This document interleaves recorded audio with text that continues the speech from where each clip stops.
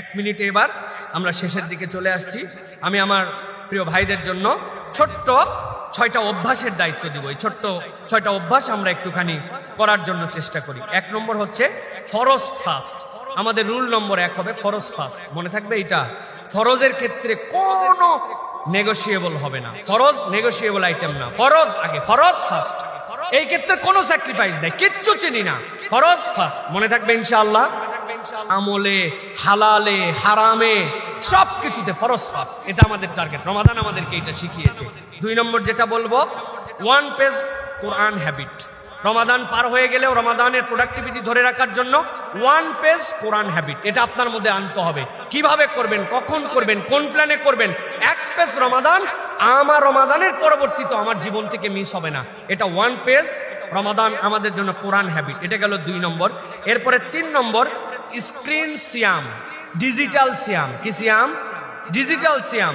আমার প্রত্যেক দিন হাফ অ্যান আওয়ার, সুযোগ থাকলে 40 মিনিটস or 1 আওয়ার আমি মোবাইল একদম স্ক্রিনিং, মোবাইল, ট্যাব, এই আদু সবকিছুর থেকে আমি দূরে সরাই দিয়েছি। আর সপ্তাহে 1 দিন যদি পারা যায়, মাসে যদি 3 দিন পারা যায়, ভেরি গুড। আমার ডিজিটাল সিয়াম। লোকজন জানে যে মাসের এই তারিখে ওনারে পাওয়া যাবে না, উনি মোবাইলের ধারে কাছে নাই, উনি যোগাযোগ করে না, এই জগৎ বিচ্ছিন্ন। তিনি টিভি দেখে না, ফেসবুক চালায় না, ইউটিউব চালায় না, কিচ্ছু করে না। এত দূর না পারলেও এভরিডে 30 মিনিটস টু 40 মিনিটস আপনি ফোনের থেকে দূরে রেখে দিবেন, লকারের মধ্যে বন্দি করে অফলাইন করে রেখে দিবেন।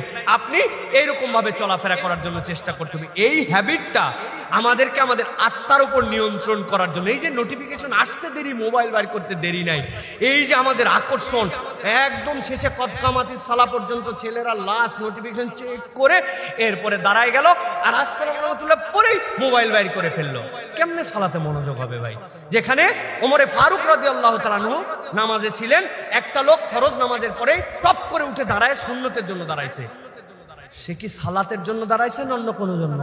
সালাতের জন্য। ওমর রাদিয়াল্লাহু তাআলা তার জামার আস্তিন ধরছেন, ধরে হ্যাঁস কাটান দিয়ে বলছেন, বসো, ফরজ এবং নফলের মধ্যে একটা পার্থক্য সৃষ্টি করো, তুমি এই দুটার মধ্যে একটা আলাদা করো, ফরজের পর একটু সময় দাও।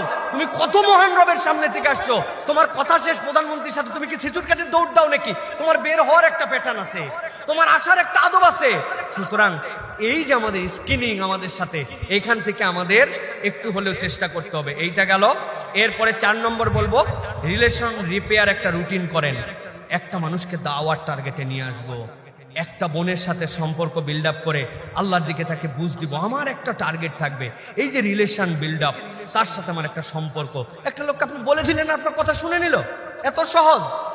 এভরিওয়ান এখানে ইন্টেলেকচুয়াল।